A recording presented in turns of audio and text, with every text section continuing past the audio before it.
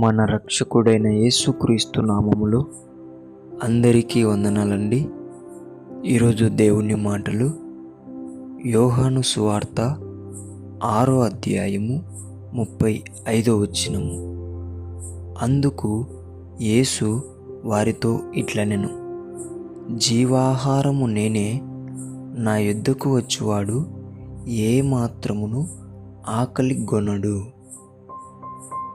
ప్రేమని దేవుని బిడ్డలారా, ఈ లోకంలో చాలామంది ఆకలి కొని ఉన్నారు. ఏం ఆకలి? సత్యం తెలియక ఆకలి ఉన్నారు,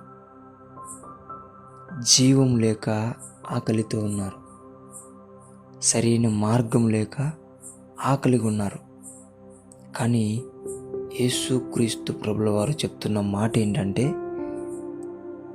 నీ ఆత్మకు ఆహారమైనటువంటి జీవ ఆహారము నేనే. నా దగ్గరికి వస్తే ఏమాత్రము ఆకలి గొనవు. దేవుని బిడ్డ, ఎందుకు ఆకలి గొనరో తెలుసా? యేసుక్రీస్తు నమ్మిన వాళ్ళు, వారికి సత్యం తెలుస్తుంది, వారు జీవాన్ని పొందుకుంటారు, వారు సరైన మార్గంలో నడుస్తారు. ఇంకేం ఆకలింది ఒక ఆత్మ తృప్తిపరచబడాలి అంటే? దేవుని బిడ్డలారా, లోకంలో చాలామంది దేవుణ్ణి నమ్మరు. ఈ లోకంలో చాలామంది దేవుడు ఉన్నాడని తెలిసినా కూడా నమ్మలేని పరిస్థితి.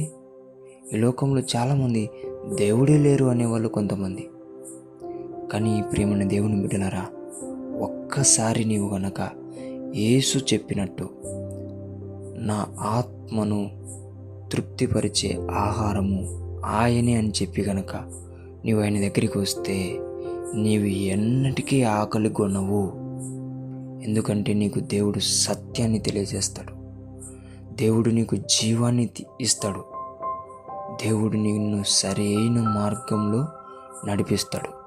నీ ఆత్మకు అంతకంటే సంతృప్తిమైన ఆహారము ఇంకెక్కడ దొరకదు. దేవుని బిడ్డలారా, ప్రతి ఒక్కరూ కూడా యేసుక్రీస్తు ప్రభుల వారిని తెలుసుకొని సత్యంలో, జీవంలో, మార్గంలో సంతృప్తి చెంది ఆకలి తీర్చుకోవాలని మీ అందరికీ దేవుని బిడ్డ మనవి చేసుకుంటున్నానండి. దేవుడి మాటలను దీవించునుగాక. ప్రార్థించుకుందాం. యేసయ్యా, మీకు వందనాలు, స్తోత్రాలయ్యా. అనేక ఆత్మలు సత్యము తెలియక, మార్గం తెలియక, జీవం పొందుకోలేక ఆకలితో ఉన్నాయ్యా. ఈ సమయంలో ప్రభువా, ఈ దినమున ప్రభువా, నీవు నేనే ఆహారమును, ఆ జీవ ఆహారము నేనే అని చెప్పి సత్యాన్ని, మార్గాన్ని, జీవమును నీవే అని తెలియజేసి మా ముందర, మా హృదయంలో వెలిగి మా ఆత్మను తృప్తిపరిచిన దేవా, మీకు వందనాలయ్యా. ఎవరైతే ఈ వాక్యం వింటున్నారో వారిలో నీ జీవంను నింపి, నీ మార్గంతో వారిని నడిపించి, నీ సత్యాన్ని వాళ్ళకి తెలియజేసి, వారి ఆత్మలను, ఆకలిగొంటున్న ఆత్మలను తృప్తిపరచమని యేసు నామములో ప్రార్థిస్తున్నాము తండ్రి. ఆమేన్.